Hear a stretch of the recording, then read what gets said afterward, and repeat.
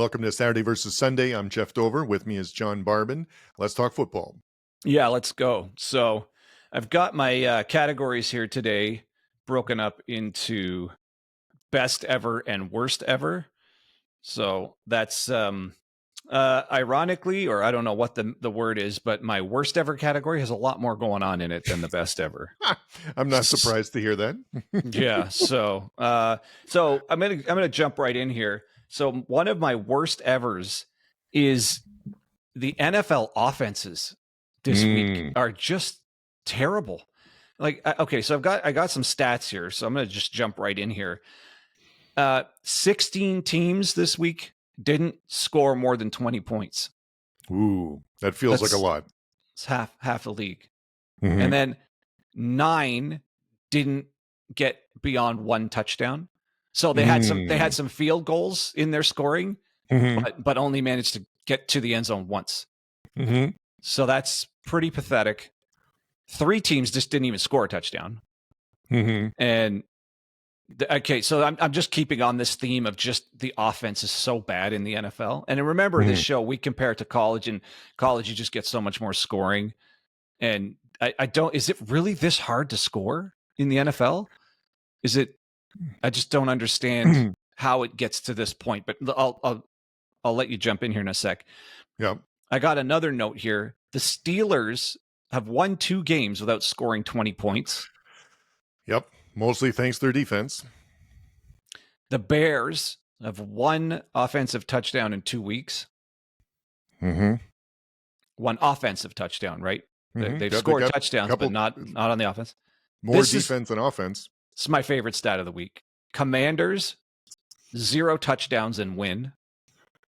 And they outscored 16 other teams this week with no touchdowns. Put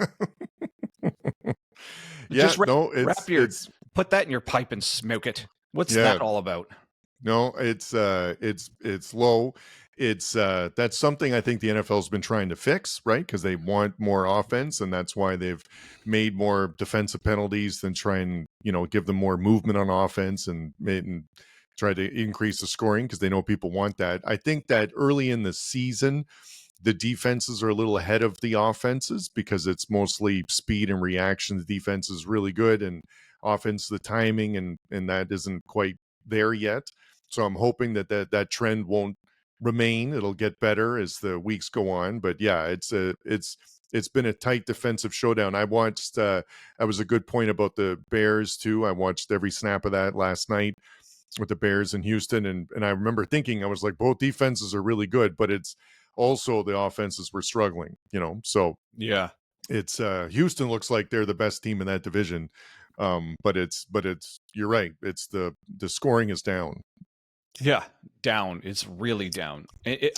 Maybe it's your point. It's early in the season.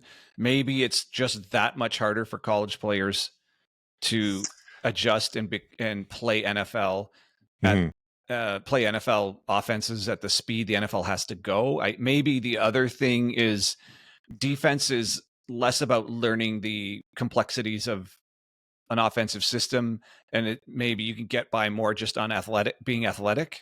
I just can't believe the contrast between offense in college and offense in pros. It's just anemic. I've got a couple other stats here. The Panthers have been outscored 73-13 in their first 2 weeks. It's not good. Yeah, this is worst ever. And Bryce Young, 84 yards passing and an INT. Mm-hmm. So my last note on the Panthers is: are they going to go 0-18? That's a definite possibility. When you're struggling on offense and defense, and they've had a home game already. So it's because there's a couple teams that they haven't had a home game yet. So no, that doesn't look good. In my best ever category this week, I have the New Orleans offense, right? Because they've scored 91 points now. No one else is even at the 70s, so that says something about them. And hats off to Carr and Alvin Kamara and for the season they're having now, because that is the most dynamic offense you could watch right now in the NFL. That is so much fun to watch. Yeah, I have them in my best ever, number 1 item in best ever. So the Saints just blasting the Cowboys. Kamara getting 4 touchdowns, He looks like he's at the peak of his powers right now. And I have a funny one there. Carr went 11 for 16, but they scored 41 points, and they never looked like they had that game in hand the whole time. Yeah. So that's just massive efficiency, huge chunk plays. And I guess if we want to contrast that with the Cowboys on worst ever, Dakota threw 2 interceptions, and he was on the bench with the 5-minute mark in the fourth quarter. I mean, they got beat so bad it looked like a college team that was like, okay, let's pack it in for today. And what kind of return on investment is that? He's the highest paid player in the league, and he the money doesn't change a thing. He's exactly who he was before the contract, and he's exactly who he is after the contract. And I mean, they're going to win 12 games. But this happens to the Cowboys. They get just blown off the field multiple times in the regular season. And I just can't see how the Cowboys fans can feel good about that signing or that extension, given this. I get it. It's early in the season, but this is exactly what you already had. You had a good regular season quarterback, puts up some numbers, has some awful games in regular season, inexplicable games like this. Last year was the Niners did this to them. And I think the Bills too. And it just looks like it's going to be the same. And this is just a snapshot. They have one good game. They have one awful game. And I can't see why anyone would think anything's going to change besides them getting the playoffs and getting their doors blown off again. Yeah, no, I think if you're a Cowboys fan, then this is exactly one of the things you're concerned about. Because like you said, there's a good comparison to what happened last year with the Bills and the Niners. This is the New Orleans Saints. Like that, no one ever thought they were going to be that good coming into this. So it's there's nothing when you're a fan of a really good team and they win a lot, the wins don't feel great, the losses feel terrible. And that's what it's been like for Dallas for some time. Like they're expected to win, and when they lose, it's extra frustrating for the fan base. And knowing that you're paying all those people that money, it's it doesn't make it any easier. It makes it worse. What else you got on your list? All right. Well, there's still plenty to go in the worst ever. So I got to get to, okay, my note on the worst ever with the Ravens, it just says WTF. The hell's going on there? 0-2. And I wasn't even going to watch the Ravens game. I watched the first couple series like, oh yeah, Ravens are overwhelming here. This isn't a game. Then I flipped back to it hours later, and it was tied, and I thought, what is going on here? So then I rewatched the whole thing, and I just think they've fallen off. Last year they looked overwhelmingly like one of the best teams in the league, and they were beating up a lot of good teams. Here, I don't know. I don't have a trained enough eye to know what's going wrong, but I don't know if it's partly coaching or they just don't have the players. But for them to drop, I get it. The Chiefs are good, but for them to drop this game, that was, Minshew, you lost to Gardner Minshew, and you think, hang on, and you think you're a Super Bowl contender? Like, I don't know about that. Something's wrong there. Yeah, no, and that was going to be my point too. Was like Gardner Minshew is good, but I didn't think he was going to be dominant this year. But to start 0-2 in the way that it happened, I think that's really speaks to what you're talking about. It's the getting pushed around, the not being dominant on offense or defense, and it's that's surprising. Like to go 0-2, and they're I'll check it in a second, but their upcoming record I don't think gets much easier. So that's their schedule. The schedule. So it's, to me, it's reasonable for the Ravens to drop a game to the Chiefs, to any of the top teams, maybe something like the Eagles. If Burrow and the Bengals are back, I could see them losing a game there. To the Bills, like the teams that have some horsepower. But preseason, every Ravens fan's looking at the Raiders game thinking, okay, that's a win. I could see Ravens fans thinking quite reasonably the season could start 1-1. We might not catch the Chiefs. We're going to get the Raiders. Yeah. This was never meant to be a loss on their schedule.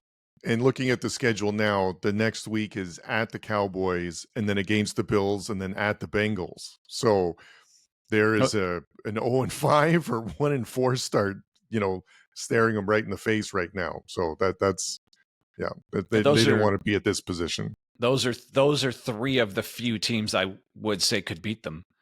And yeah, exactly. they weren't supposed to be 0-2 at this point. No. So I have no idea what's going on there. Just something's off. Maybe it's just the talent. Maybe Ravens fans knew this was coming, and people that aren't 100% plugged into Ravens media, maybe it's blindsiding us, but maybe Ravens fans were worried about this the whole time. My next category here in worst ever is red zone turnovers and goal line fumbles.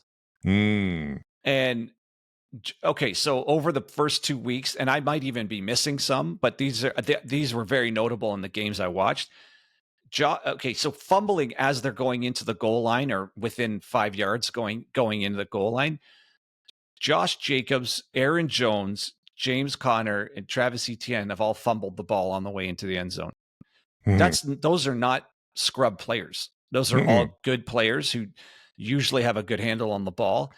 I'm like, what is going on here?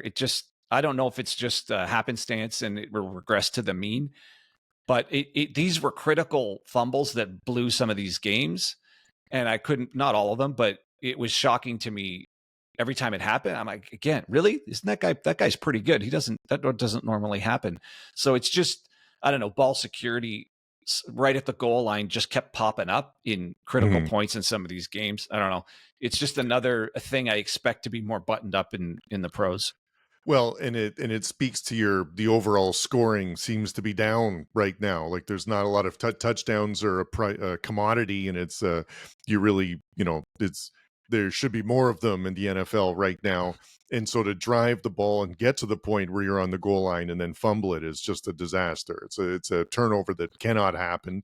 When you're at the goal line, everyone's trying to stop you and get the ball, for that reason. And that's more than there should be. I mean, at least as a fan, like that type of fumble is unacceptable, for that point, and to be that close and to get a turnover, it's a disaster. I'll tell you something else that's on my my best ever list is, when there's a couple minutes left in the game and you need to get down for a field goal or a touchdown, and then to give it to Mahomes and to let him work is really amazing. Like that game, since he was ahead, and there's no reason to think that they couldn't just hold it right there. But then when Mahomes comes out with a few minutes to go in the fourth, I felt like it was over already. I felt like it was over as a fan.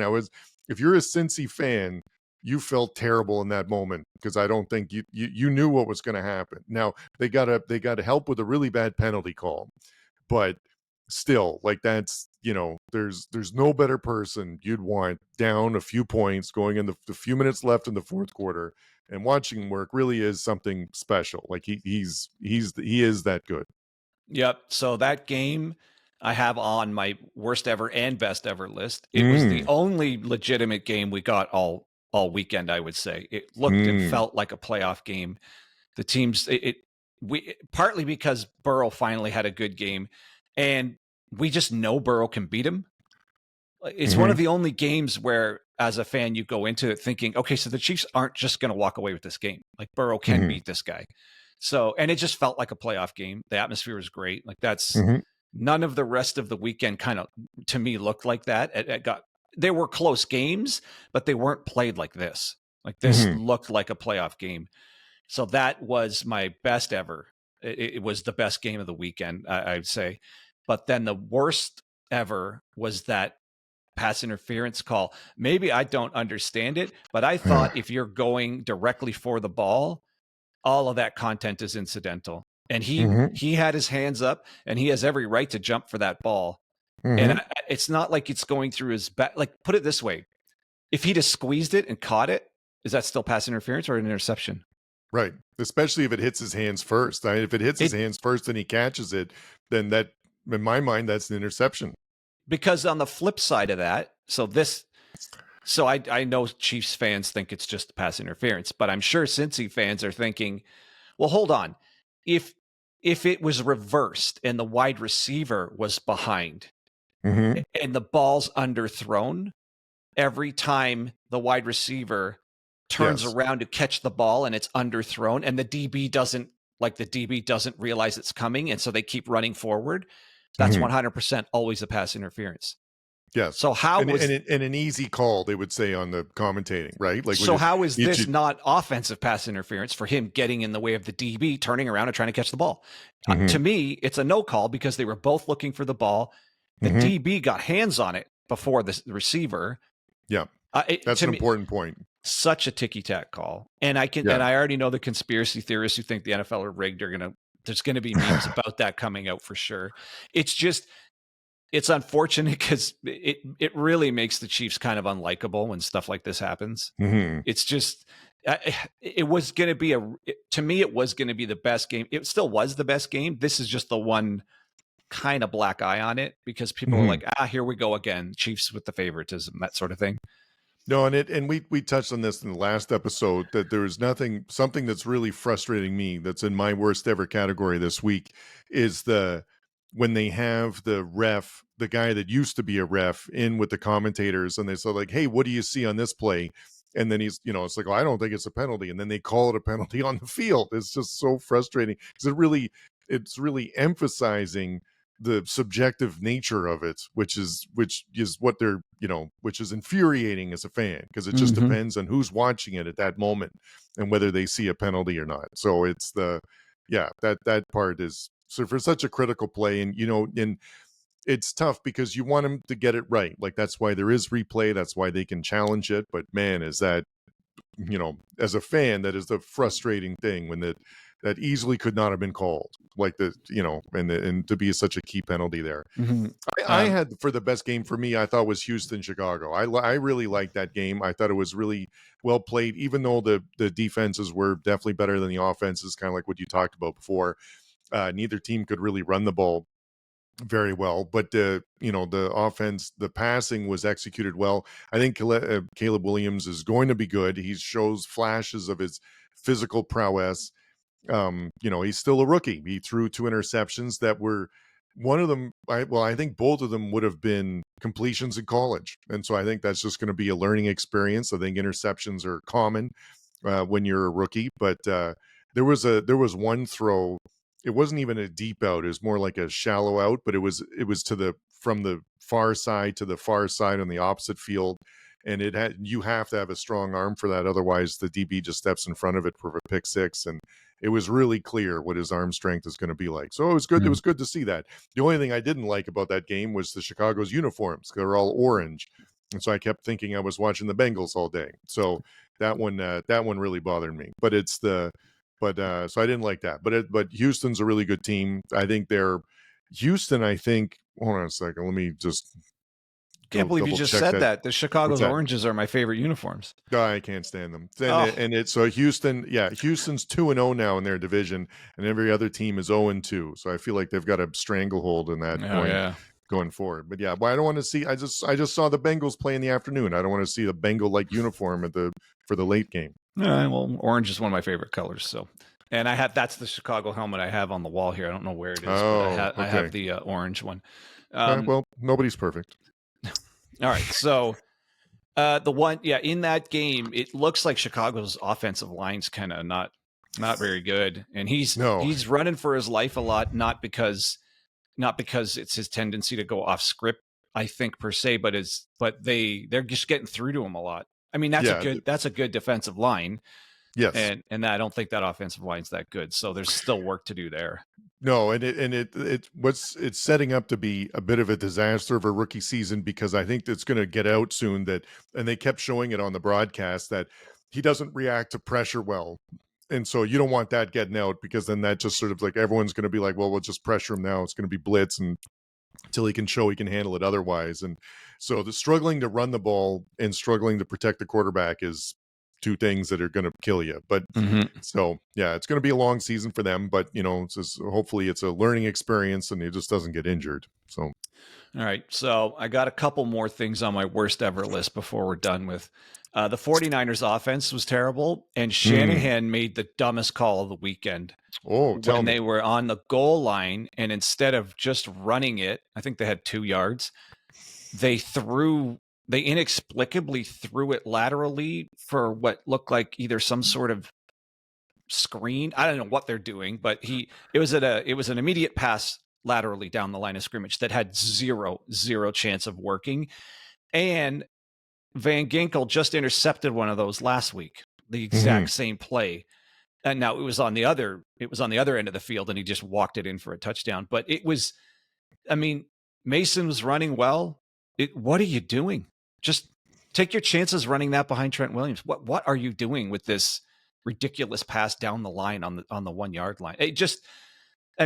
God, it was just awful. So I don't know if the defense gave him some kind of look, but at that point, if you just can't put a hat on a hat and just try to shove them into the end zone, you're not a real team. Like that was pathetic. It was pathetic. I'm sure the Niners fans just can't believe he made that call. It was really bad. That was the most I've learned about goal line running versus passing is when the Seattle played the Patriots there in the Super Bowl, and they decided to pass it instead of giving it to Lynch at the end there.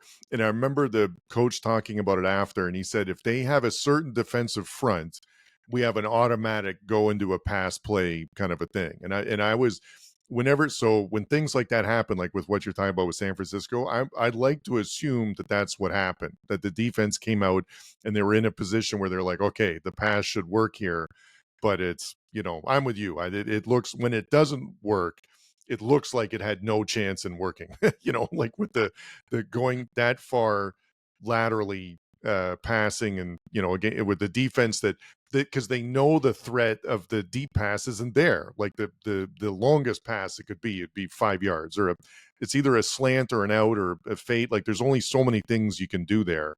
So as soon as he's not coming in on the slant, then it's going to be the fade or the out. So it makes it easier to defend, and it looks it didn't have a shot at working. So It looks like that defensive coordinator just has Shanahan's number. That's 2 years in a row.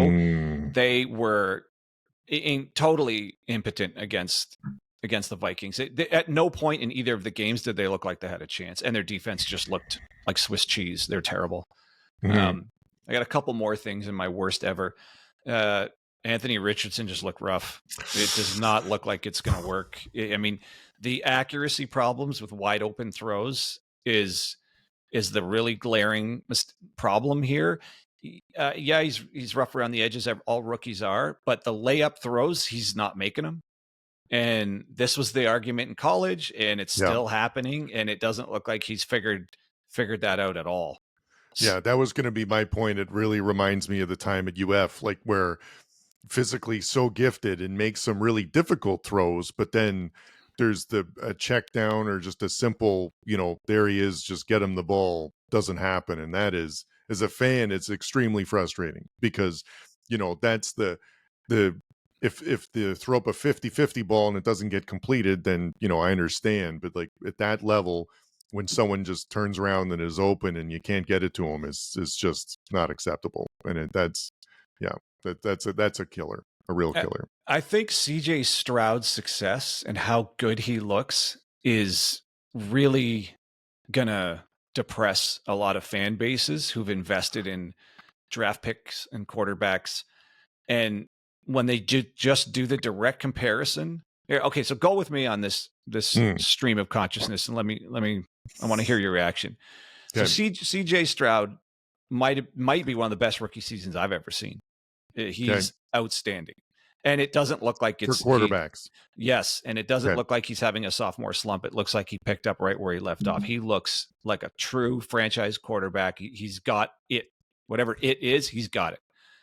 A la Joe Burrow, a la Patrick Mahomes. It seems like for the ones who've got it, it happens pretty fast. Like Burrow was in the Super Bowl in 2 years. Like it didn't take long for any of these guys. Within the first 3 years, you're like, oh, they've got it. Like whatever it is, they've got it, and they're tearing up the NFL. So I don't know if that's a thing, and you just find out right away that they have it, or if there's such a thing as a true Super Bowl caliber quarterback develops over years and years and years. My comparison versus those guys is someone like Kirk Cousins, who kind of gets better, but he's won one playoff game. He's never going to get there. And then on the other side, Brock Purdy comes in and he's whatever 15-4 or 18-4 as a starter or something crazy like that. It's kind of like if they can do it in the NFL, they can do it right away. And Richardson, again, he spent the whole season injured, but I wonder if these fan bases are thinking, oh no, like over there, that's it. And it doesn't take more than a couple of years to show itself, because you see it with Purdy, you see it with CJ Stroud, you see it with Joe Burrow, you saw it with Patrick Mahomes. Like they're going to the Super Bowl in the first 3 years of their career. And then you're looking at the guy you have and you're like, I don't even know if we can win 7 games with this guy. What was he going to just all of a sudden have it 5 years from now? So that's, I kind of think if they're going to hit, they're just going to hit. And if they're not, it's more rare for a rookie QB to develop over time all the way to a Super Bowl caliber quarterback. I'm not saying it's not possible, but maybe that's more rare than these guys who hit it in the first 3 years. They're like, oh yeah, they've just got it. Like how fast did Brady win the Super Bowl? That's a great question. I don't know off the top of my head. First couple of years, first year he started, he went in for Bledsoe, never came out, won the Super Bowl. Yeah.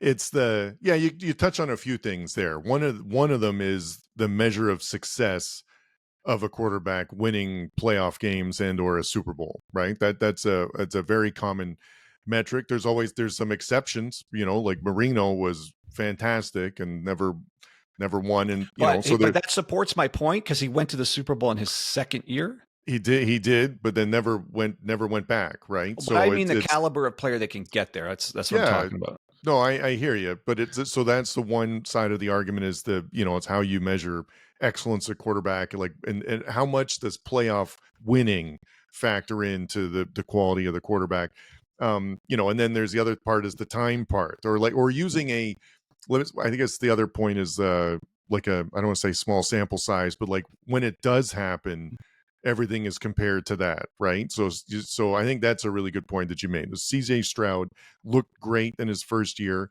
He's looked great in the first 2 games of his second year. And there's without a doubt, all those other teams that are not 100% happy with their QB situation would kill to have this, would prefer to have Stroud than their situation right now, without a doubt. But it's really hard to make every comparison to like the one pick where it hit right off at the beginning. That's a good point about Burrow and Mahomes having, early success.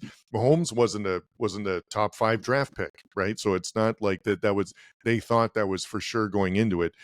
So it's, I think there's multiple ways to have a contending quarterback. There's times where, like Bubby Brister went to the Super Bowl and stuff, like not necessarily top of the line people, but then there's some amazing QBs that haven't won it, right? So Peyton Manning didn't win the Super Bowl for a long time until really near the end of his career. So it's there's a lot of layers to that. But the key thing is that when there's nothing better than hitting on an early draft pick. that's really what it is, and there's nothing worse than missing on one. There's a lot of teams that wish they took a chance in Purdy in 5 rounds, but never did. So yeah. Oh, I don't even think it's a statement about hitting on a draft pick. It's just hitting on a guy who has it, whatever it is. Yes. I mean, but Brady was not. He was 6th round. It doesn't need to be number 1. It just needs to be a guy who's got it. And I can see. I get that there's layers to it, and not all of the comparisons are perfect.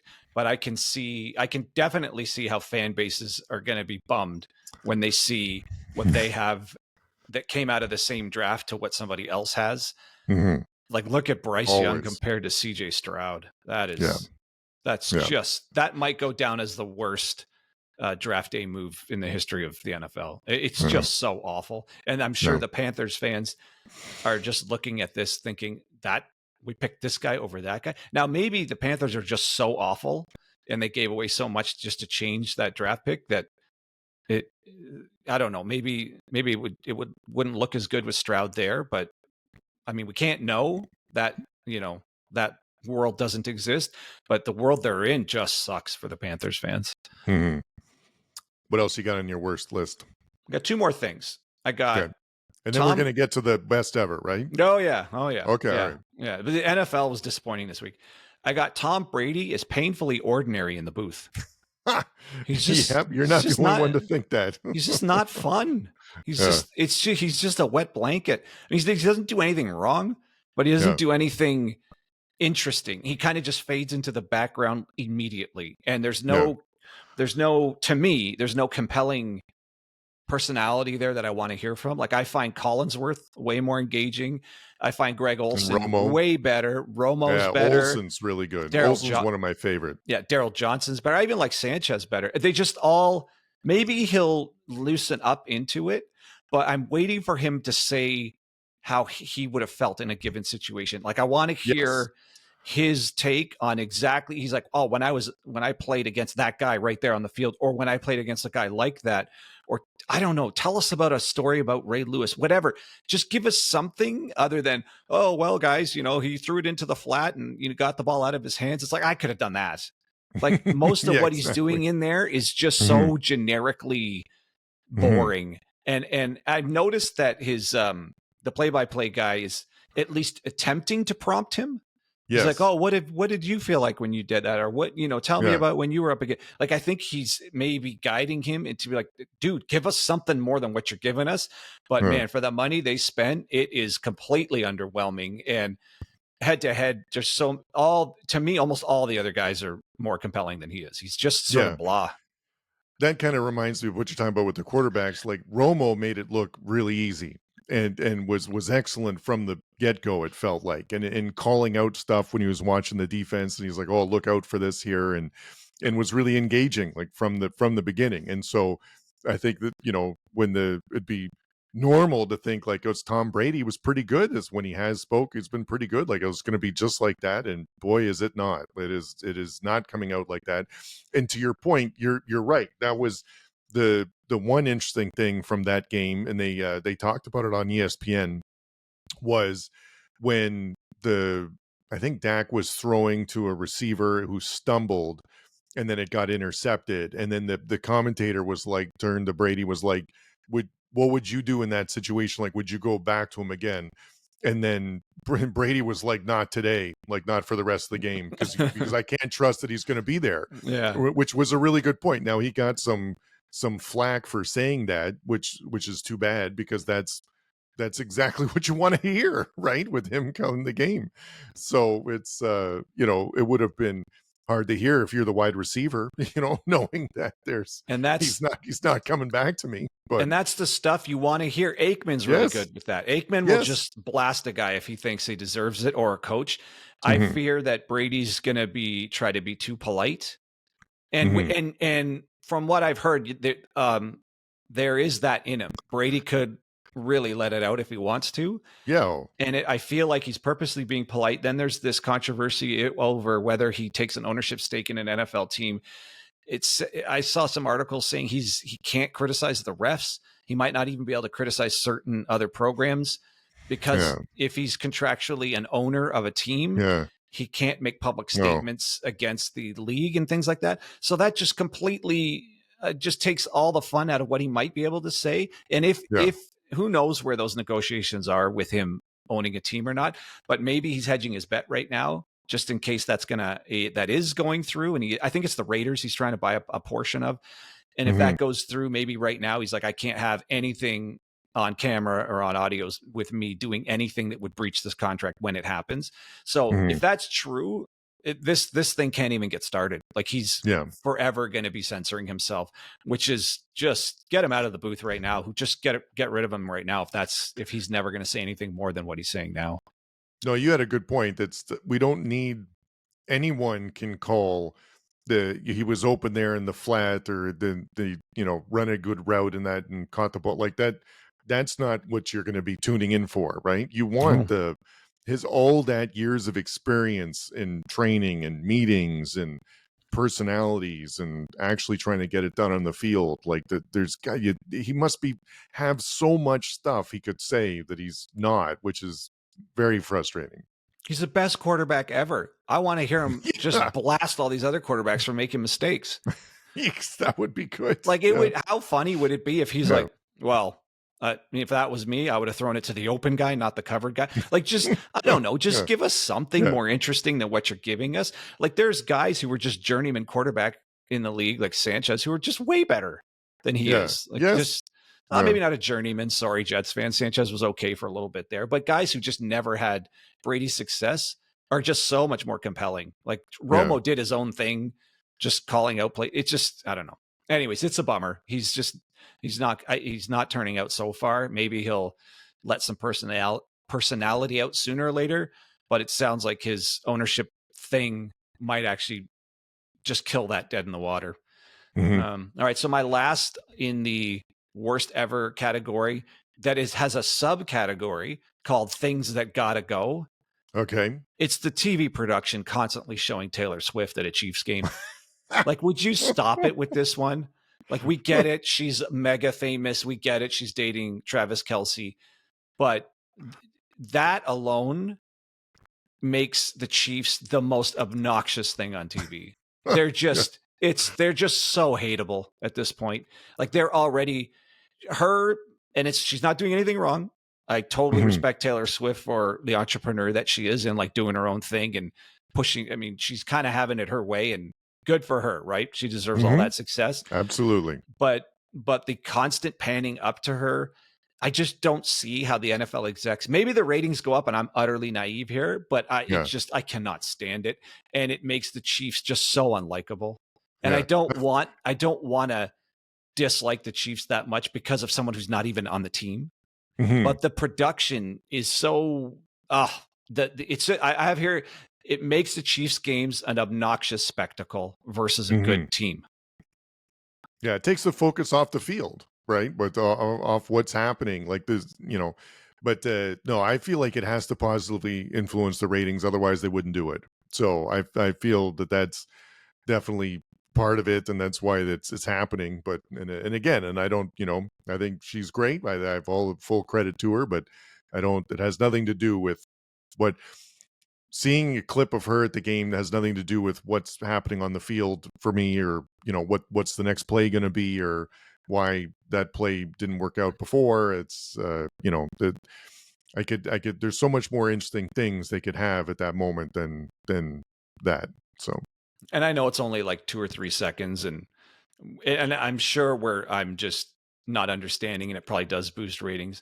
I know that my girlfriend was talking about somebody whose kid has a Kelce jersey only because she's a Swiftie.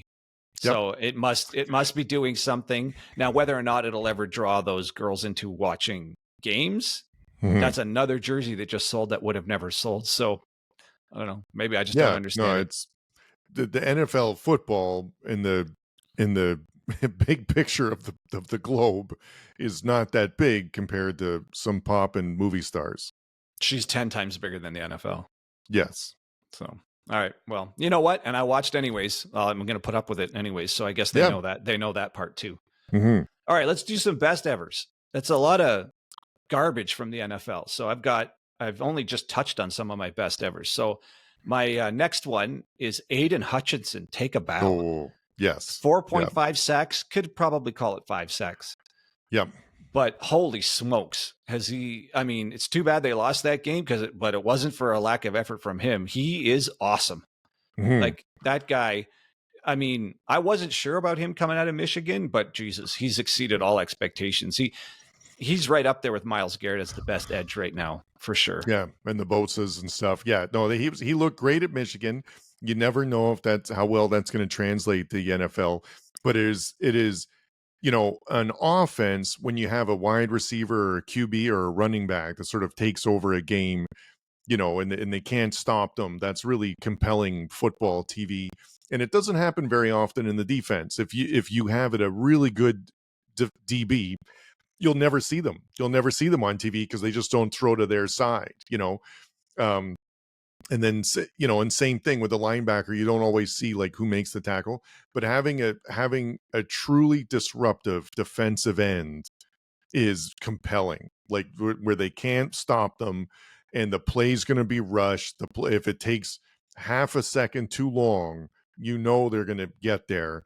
And it's just such a great thing to watch. Like they look like they're playing, like they're shot out of a cannon and they're running with their hair on fire, going after the QB. And that is wildly entertaining. And I would never be able to be a quarterback for many reasons, athleticism one of them. But like once I got hit twice by Hutchinson, and then knowing that he's coming for me every time, I wouldn't be able to complete anything the rest of the day. So hats off to, that's another one of the best ever is the Bucks quarterback. I'm blanking right now in the name. Baker Mayfield. So hats off to him because that guy has not exactly had a truly linear uprise in the NFL. He's had a wild ride. But he's resilient because and it seems like he's really found a home at Tampa, and so hats off. That is the best ever, the best ever I've felt about watching a Bucks game for that, and that goes and that was with Hutchinson on the other side. Yep. I guess I have to give Max Crosby his flowers too. That guy's outstanding. Aidan Hutchinson's kind of in his mold because neither of them are the Myles Garrett physical freak. I mean, they're obviously big and strong and fast and all that, but Myles Garrett's he just physically looks different than everybody in the NFL. But those guys are, and I guess you could throw in Nick Bosa and TJ Watt.